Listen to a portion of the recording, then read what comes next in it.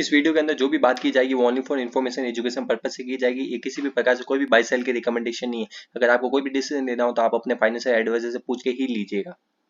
नमस्कार दोस्तों, आप सभी का स्वागत है आपके अपने यूट्यूब चैनल में। जैसे कि बैंक निफ्टी में हमने कल भी बात की थी। जैसे जो भी मैंने लेवल्स बताए थे कि अगर जो अगला जो लेवल्स ओपन होंगे वो जब भी होंगे जब 41,950 के ऊपर ट्रेड करेगा। तो आप देख सकते हैं जैसे इसने इस लेवल को निकाला तो इसने जो हाई लगाया कल का वो 42,345 पर लगाया। इंटरडे के दौरान जो मेरा पर्सनल ओपिनियन, मेरा जो व्यू था वो मैंने टेलीग्राम पे अपना व्यू शेयर किया था। अगर आपने अभी तक हमारा जो चैनल है टेलीग्राम का उसको फॉलो नहीं किया तो लिंक डिस्क्रिप्शन में वहाँ पे जाके आप फॉलो कर सकते हैं। तो जैसा कि मैंने जो मेरा जो व्यू था वहाँ पे मैंने शेयर किया, तो मैं किस हिसाब से मैंने कल ट्रेड ली थी वो मैं आपके साथ शेयर करता हूँ। तो आप ये देख सकते हैं कि ये बैंक निफ्टी का चार्ट है। बैंक निफ्टी यहाँ पे ओपन होता है और फर्स्ट मेन की कैंडल होती है वो रेड कैंडल बनाता है, ऊपर की साइड ओपन होकर नीचे की क्लोज करता है। तो आप देख सकते हैं ये जैसे नीचे की साइड में आता है तो मैंने वहां पे एक पोस्ट डाला था कि अगर ये 41,950 के नीचे ट्रेड करेगा, इसको ब्रेक करता है तो मैं वहां पे पुट साइड का व्यू बनाऊंगा। लेकिन आप देख सकते हैं जो ये जो हैमर कैंडल बनी है, जो मैंने आपको कई बार बताया कि जो हैमर कैंडल और एक डोजी कैंडल बनती है ये मेरी फेवरेट पैटर्न है। इन पे मेरे को ट्रेड करने का कॉन्फिडेंस आता है और ये मेरी बेस्ट कैंडल्स है। तो आप ये हैमर कैंडल देखेंगे तो इसमें आपने ये जो क्लोजिंग देखेंगे वो 41,970 की है। तो इसके नीचे क्लोज नहीं किया, नेक्स्ट कैंडल यहाँ पे कंसोलिडेट करती है, उसके बाद में ये इसके हाई को ब्रेक। तो ये जो हैमर कैंडल बनती है इसके हाई के ऊपर मैं यहाँ पे कॉल साइड में अपनी कॉल बाय करता हूँ। उसमें जो आप देख सकते हैं कि जब इसमें यहाँ पे मैंने कॉल बाय की तो इसने जो हाई लगाया वो आप देख सकते हैं कि इसने लगाया था 42,000 लगभग 150 के आसपास का। तो मैं यहाँ पे 42,140 के आसपास यहाँ पे मैं एग्जिट कर देता हूँ, क्योंकि यहाँ पे आप देख सकते हैं एक शूटिंग स्टार बने हुए दो तीन कैंडल दिख रही है जो कि इसका लेवल 140 के आसपास आ रहा था। तो यहाँ पे ये कंसोलिडेट करने लगता है तो मैं यहाँ पे 140 के आसपास अपनी पोजीशन एग्जिट कर देता हूँ। और जो नेक्स्ट ट्रेड जो बनती है वो मेरी बनती है यहाँ पे, ये जो ग्रीन कैंडल दिख रही है यहाँ पे, ये जो इसका लेवल है 42,200 का। तो ये यहाँ पे जब ये वापस इस ये जो रेंज बनाई है, ये इतनी रेंज जो दिख रही है इसको ये ब्रेक करके तीन कैंडल्स ब्रेक करके ऊपर की साइड में आती है और वापस ये नीचे आता है। तो ये जब ये 42,200 के आसपास आता है तो मैं यहाँ पे फिर से कॉल साइड में ट्रेड लेता हूँ और इसके में जो इसका जो हाई लगता है तब लगता है 42,345 के आसपास का जो हाई लगता है।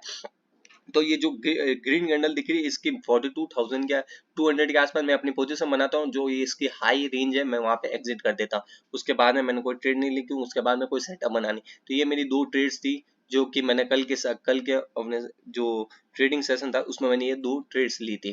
पहला रीजन मैंने बता दिया, जो हैमर कैंडल बनी वो रीजन था, और दूसरा जो रीजन था ये यहाँ पे 42,200 का एक रेजिस्टेंस एरिया था जो ये 200 की रेंज होती है। तो मेरे को यहाँ पे ये जो इसका हाई और ये यहाँ पे ओपन होकर नीचे गया तो इस हिसाब से मेरे को यहाँ पे मेरे को कॉल साइड का व्यू आया और मैंने यहाँ पे कॉल साइड में ट्रेड ली। तो अब मेरा कल का व्यू क्या होगा वो मैं आपके साथ में शेयर कर देता हूँ। इसके साथ में रीजन मैं आपको एक और बता देता हूँ, जैसे कि मैंने ना पिछले वीडियो में भी बताया था कि इसके जो कंपोनेंट्स है उसके ऊपर आप ट्रैक करते रहिएगा, उस पर नजर रखिएगा। तो HDFC बैंक को आप देखिए, जो मैंने इस HDFC के लेवल्स भी दिए थे वो सारे के सारे कल कंप्लीट हो गए और इंटरडे के दौरान मैंने अपनी जो व्यू था वो भी शेयर किया था। तो आप ये देख सकते हैं कि ये जैसे है ना 14 मतलब 1,530 के ऊपर निकल नहीं रहा था, जैसे इसके ऊपर गैप अप ओपन होता है और इसके 14 के आसपास जो ये इसका एक सपोर्ट एरिया उसके पास आता है तो ये वहां से कंटिन्यू भागना चालू कर देता है। क्योंकि इसके कल जो HDFC बैंक और HDFC की जो न्यूज आई थी वो एक रीजन था जिस वजह से ये HDFC बैंक और HDFC लगभग 10% के आसपास अप थे। ये रीजन था। और इसमें है ना जो ये मूवमेंट हो रही थी, HDFC पूरा अकेला एक अकेली बैंक थी जो कि बैंक निफ्टी को ऊपर की साइड लेके जा रही थी। जो बैंक निफ्टी में जो मूवमेंट होनी थी वो HDFC इतना ऊपर जाने के बाद में नहीं, उसका रीजन ये था कि ICICI बैंक आप देखेंगे तो इसमें आपको दिखेगा कि शूटिंग स्टार बन रहा है। ये आपको दिख रहा है यहाँ पे ICICI बैंक में शूटिंग स्टार बनता है। जब ये HDFC यहाँ से भागना चालू करता है तो ICICI बैंक है वो गिरना चालू हो जाता है। तो ये आप ये ध्यान रखिए कि इनका दोनों का वेटेज ऑलमोस्ट बराबर है। HDFC का 26 है और ICICI का 25% है और बाकी बैंक है वो चल नहीं रही थी। तो ये दोनों ऑपोजिट हो गए। ऑपोजिट होने से क्या होता है कि जो बैंक निफ्टी का जो प्रीमियम होता है, बैंक निफ्टी की जो मूवमेंट होती है वो इतनी नहीं हो पाती है। तो इस चीज का ध्यान रखिएगा। तो ये मेरा जो व्यू था वो मैंने आपके साथ शेयर किया कि मैंने क्यों ट्रेड्स ली थी। तो अब मैं आपको बताता हूँ कि कल के जो मंडे का सेशन होगा उसमें मैं कैसे ट्रेड करूंगा। तो ये चीज का आपको मैं आपके साथ शेयर कर देता हूँ। तो ये आपको दिख रहा होगा कि 42,000 है वो एक बहुत ही मेजर सपोर्ट एरिया है, इस चीज का आप ध्यान रखिएगा। तो जब तक इसके नीचे ब्रेक करके इसके नीचे सस्टेन नहीं करता है तो अब मैं पुट साइड में ट्रेड लेने का जब तक मैं नहीं सोचूंगा। इस चीज का मैं आप ध्यान रखिएगा। जब ये 41,900 को ब्रेक करके उसके नीचे सस्टेन करेगा तो उस साइड में मैं पुट साइड का व्यू बनाऊंगा, उससे पहले मैं पुट साइड में कोई व्यू नहीं बनाऊंगा। और जो हाई रेंज है जब तक ये 42,345 है इसके ऊपर नहीं निकलेगा जब तक कॉल साइड का मेरा कोई व्यू नहीं होगा। अगर इसी रेंज के बीच में ओपन होता है और ये ऊपर की साइड में अगर 42,345 को ब्रेक करता है तो मैं कॉल साइड ट्रेड लूंगा, जो कि मेरा फर्स्ट टारगेट होगा वो लगभग होगा 42,450 से 550 का। ये मेरा फर्स्ट टारगेट होगा। इस चीज का आप ध्यान रखिएगा। ये मेरा ऊपर की साइड का व्यू है। और डाउन साइड में मैंने व्यू बता दिया, जब तक ये 41,900 के नीचे ट्रेड करना चालू नहीं करेगा जब तक मैं कॉल साइड अपना ट्रेड नहीं लूंगा।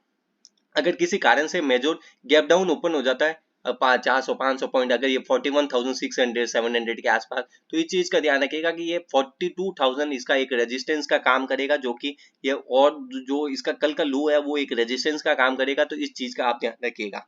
और ऊपर की साइड में अगर ये 42,345 के ऊपर गैप अप ओपन हो जाता है 400-500 पॉइंट का, तो आप इस चीज का ध्यान रखिएगा कि इसका 42,550 इसका एक रेजिस्टेंस एरिया है। तो वहां पे किस हिसाब से ये एक प्राइस एक्शन बनेगा उसके बाद ही हम ट्रेड करेंगे, नहीं तो ट्रेड नहीं करेंगे। जैसे कल के सेशन में हुआ था, गैप अप ओपन होने के बाद अगर कोई सडनली कॉल बाइंग करने गया होगा तो वो ट्रैप हो गया होगा। इस चीज का आप ध्यान रखिएगा। अगर दोस्तों आपको ये वीडियो पसंद आता है तो वीडियो को लाइक कीजिए, कमेंट करके बताइएगा आपको ये वीडियो कैसे लग रहा है। अगर आपने अभी तक हमारे चैनल को सब्सक्राइब नहीं किया तो सब्सक्राइब करके जरूर जाइए। Thank you for watching my video.